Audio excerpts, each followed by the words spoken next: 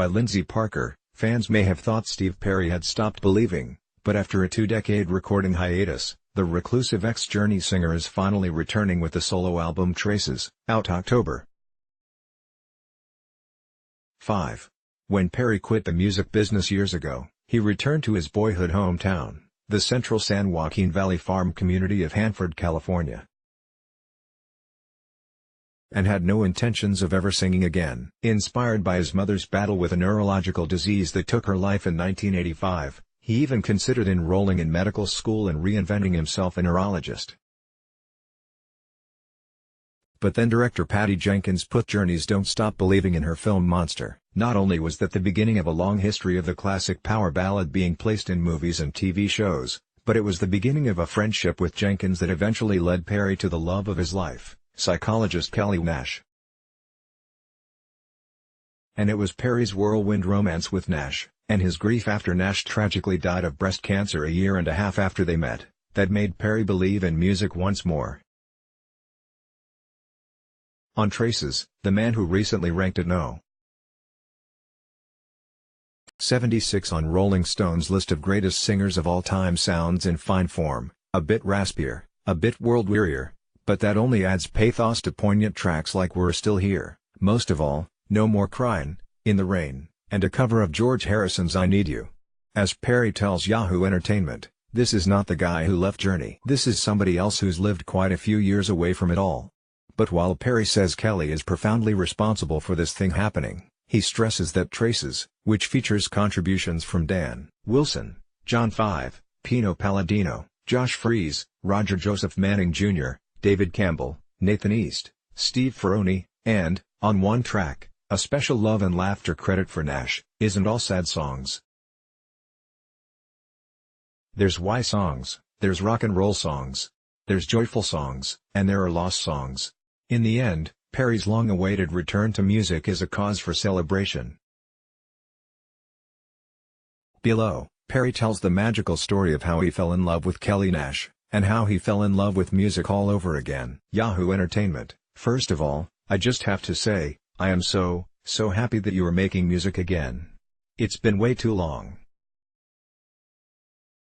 It's an obvious question, but why did you leave Journey, and the music business in general, when you were really at your peak? Steve Perry. I would say, after years of touring so hard, we used to call it road burn, we were just burned out. I started to have a little bit of a PTSD thing from music. I didn't like that nervous feeling the music was bringing. It was breaking my heart. I figured that, accompanied with the 80s, which came with some party behaviors and extreme fatigue from working so hard, I knew I just had to stop. It wasn't like the band and I were all talking, going, well, how are you feeling today? Oh, I'm feeling pretty good, how about you? Nah, we were rocking it, we weren't talking it. No touchy-feely conversations were happening back in those days. And so, I just said to them one day, I can't do this anymore. I knew that was not going to be a welcome statement. The band was going to be angry with me. The fans were going to be disappointed. But I had no choice except to throw myself into the abyss and go back to my hometown. At the time, did you expect this would be a permanent or indefinite hiatus, or did you intend it to be just a short break? My plan was to not build a backdoor. My plan was to not go back, if I'm going to truly be honest with myself. I had to let go and move forward into a new life. But then, you met Kelly. Yes, Patty was doing this show, about cancer survivors, for the Lifetime network called 5. I was hanging out in the editing bay with Patty, and there was this scene where the camera is panning across this patio in a hospital meeting area, and I said, Patty, whoa. Stop. Who's that? She said, that's Kelly Nash. She's a PhD psychologist who had breast cancer. I put real cancer survivors on the set with my actors. I just wasn't going to pretend with actors pretending they had cancer. I surrounded them with people who are survivors, who are actively facing treatment. And I said, wow, Pat, that's amazing. Do you have her email? Patty looked at me funny, because she knows that I don't do this. She said, really? Why? I said, I don't know, there's something about her. Would you send her an email saying your friend Steve would like to take her to coffee? She's a PhD psychologist. Well, maybe I need a new shrink. Laughs, so she said, I will, give her your email, but there's one thing I need to tell you before I send that. Kelly was in remission, but her cancer came back in her bones and her lungs, and now she's fighting for her life. View photos Steve Perry and Kelly Nash at the screening of 5 in 2011. Photo, Dimitrios Kambaris /wire image, so you knew from the beginning what you might be getting into, that if you got involved with Kelly, you were setting yourself up for heartache. And yet, you were still drawn to her and still wanted to pursue her and take the risk. Yes. At that moment, no harm, no foul, nobody would know nothing if I had just told Patty, okay, never mind. My head said, I don't know, Steve, you've lost your whole family. You walked away from an amazing success already. Now you're walking into the abyss of who knows where. I don't know if this is a good idea. But my heart said, bullshit. So I told Patty, send the email anyway. And she did, and then I sat on pins and needles for 2 weeks. I kept bothering Patty, did she get back to you? Did she get back to you? Finally, Kelly did get back to Patty, and we started corresponding in email. And then we talked on the phone one night, me and Kelly, probably from 6 o'clock until midnight. When did you meet in person? We made a date to go out to dinner on June 16 that year, 2011. I met her at 6:30, and we closed the restaurant at midnight. There was nobody in that corner booth but us, and we were laughing and talking about things that no one probably ever talks about ever on their first date out. It was just an open book about every fear and every thought, every feeling. She was just wonderful. And I couldn't stay away from her. I just wanted to be with her. You fell in love pretty quickly? Yes, I remember the day we dated for just only 2, 3, 4 times. I left her apartment and was going back to my apartment. I was driving up the freeway and my head bugged me. I said to myself, what are you doing? Go tell her how you feel about her. This is bulls. I thought about that Robin Williams movie, Seize the Day, that kind of thing, run the risk. So I got off the freeway, turned around, started heading back, called her on the phone. I said, will you meet me out front, please? She went, what's the matter? I said, just meet me out front. So she jumped in the car and said, is everything okay? And I told her, Kelly, I just love you. I don't know what is going on. I just know it's an overwhelming feeling. I just want to be with you all the time. And she said, honey, I feel the same about you, but this, cancer, is some nasty stuff, and I don't think you want any of this. I said, I don't really care about that. I don't. I look at it like a train with 2 tracks. Yes, the left track is you and I going through that cancer battle, together, but the other track is just you and I. You knew your time together might be brief, though. Yes, when we moved to New York, we used to have conversations about this all the time. I'll never forget one time, she said, honey, this might take me, but it will never be able to touch our love. It might get me, but it can't get our love. And I said, you're absolutely right. I know that's true. How did you deal with the grief when she passed away in December 2012? When I lost her, it was the roughest 2.5, 3 years of grieving I'd ever gone through my whole life. And I've lost my mother, my dad, and my grandparents who raised me. But this was the first time I ever grieved. I was going to a professional therapist, and he said to me, Steve, I want you to cherish the grief. I said, I'm tired of crying, man. I've got to stop crying at some point. And he said, no, I think if you're smart, you'll cherish the grief. I said, but why? He said, because eventually, believe me, it will start to raise, the bottom will raise, and you won't be able to access it as deeply as you are now. And I'm sorry it hurts you so much, but it's only an affirmation of the love you had for each other. I was like, what the hell am I supposed to do with that? He told me, stay in it. I understand that you made a promise to Kelly before she died that you wouldn't keep isolating yourself. What was that conversation? Well, the days were so long and beautiful and magical, like living on a pin together, standing on a pin together. We were so in the moment together. There was no time for bulls, no wasting any time. One of my favorite times of day with her was we'd go to bed and turn the lights off, kiss each other goodnight, and we'd start to talk to each other in the dark. I'd either talk her to sleep, or she'd talk me to sleep. One night, she said, "Honey, if something was to ever happen to me, make me one promise, make me a promise that you would not go back into isolation, for I think it would make this all for naught." And I sat there in that statement, and I could see what she was saying, that the arc of us finding each other, being together, and the potential perhaps of losing each other, had to have some kind of meaning, because she was looking for purpose and meaning. So I made the promise that I would not go back in isolation. This conversation I'm having with you now is part of keeping that promise. The positive outcome of this tragedy, besides the love you obviously got to enjoy with Kelly, is that this entire experience eventually inspired you to make music again. Yes, but you know this is not the guy who left Journey. This is somebody else who's lived quite a few years away from it all.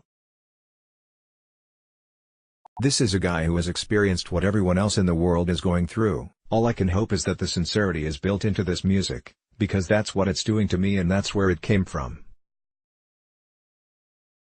Kelly is profoundly responsible for this thing happening, but know this, the record isn't all sad songs. There's why songs, there's rock and roll songs, there's joyful songs, and there are lost songs. But it all came from the arc of all that. I know you started recording in May 2015. Were there early, unfinished versions of this music that Kelly got to hear? I did play her sketches, and she loved them. She used to hum them around the house, and that was some external affirmation, like, maybe I still know what I'm doing, writing music. Maybe I can still touch somebody. Because she remembered it and liked it, and she didn't even know what it was. The lyrics weren't even there, she was just mumbling the melody and the groove of it. There are two songs, on Traces, that I wrote before I met Kelly, probably a year before I met her. One was called Most of All, which is one of my favorites on the record, and the other is called In the Rain. They've been both inspired by profound loss. I did not play those sketches for her, because I did not want her to bring that type of energy into her struggle. But after I lost her, I went back and brought those songs forward and realized that they were always about her before I met her, which was really strange. The positive outcome of this tragedy, besides the love you obviously got to enjoy with Kelly, is that this entire experience eventually inspired you to make music again. Yes, but you know this is not the guy who left Journey. This is somebody else who's lived quite a few years away from it all. This is a guy who has experienced what everyone else in the world is going through. All I can hope is that the sincerity is built into this music, because that's what it's doing to me and that's where it came from. Kelly is profoundly responsible for this thing happening, but know this, the record isn't all sad songs. There's why songs, there's rock and roll songs, there's joyful songs, and there are lost songs. But it all came from the arc of all that. I know you started recording in May 2015. Were there early, unfinished versions of this music that Kelly got to hear? I did play her sketches, and she loved them. She used to hum them around the house, and that was some external affirmation, like, maybe I still know what I'm doing, writing music. Maybe I can still touch somebody. Because she remembered it and liked it, and she didn't even know what it was. The lyrics weren't even there, she was just mumbling the melody and the groove of it.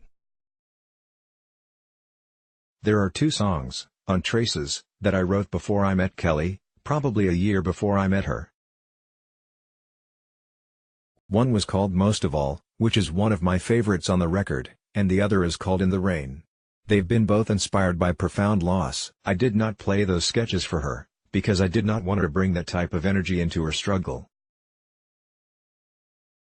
But after I lost her, I went back and brought those songs forward and realized that they were always about her before I met her, which was really strange. A couple years after Kelly passed away, you sang with your friend's band The Eels at one of their shows in St. Paul, in May 2014. Everyone was so shocked and excited to see you back on stage. How did that collaboration come about? The ice was starting to thaw a little bit.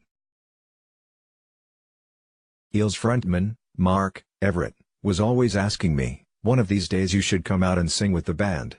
I love the Eels, and I love his songwriting, and I had a special place in my heart for the Eels song "It's a Mother Effer."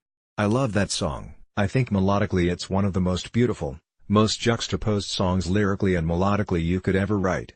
It's so brutally honest with emotion. With that lyric and that melody being so juxtaposed, it's genius. And the Eels also did an entire amazing album, Electroshock Blues, about death and loss, partially inspired by Mark's mother's cancer. Yeah, and that resonated with me. So, I flew myself out to St. Paul, and they were setting up soundcheck and there I was. We just rehearsed a couple of things, and I said, "Can we do Mother Effer?" The crowd exploded when you showed up. So did YouTube, when the video made the rounds. Honestly, I did not know how people would react.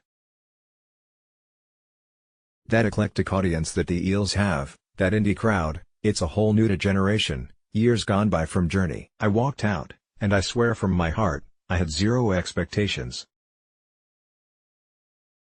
But I really had a good time standing in front of an audience again and singing. It was something I had not done in 25 years.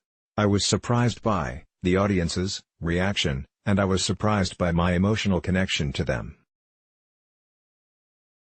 I forgot how much I missed them, to be honest with you. I forgot how much I missed being in front of an audience, trying to give them that voice that they want to hear. Sometimes it doesn't even feel like that voice was ever mine. It really belongs to the fans, now, I think. So, that begs the question, Steve, are you going to tour for this album? Please say yes. I would love to. We've talked about that. Uncle Steve is no spring chicken, you know. I'll do my best to take my Advils. Laughs. Final question, and it's a big one. What do you think Kelly would think of Traces? I imagine she'd be thrilled with it, and thrilled that you're putting yourself back out there. I'm so glad you've asked that. I've done these interviews for days on end since we started this process, and no one has asked that. They're asking questions from like 35 years ago, which just is such a waste of time. Life has moved on for everyone. So, that's a tough question, but I thank you for that question. I have to sit here for a second and think about that. I think Kelly would be proud of me. I think she would thank me for keeping the promise. I think she would love the record. I really do. Let's block ads. Why?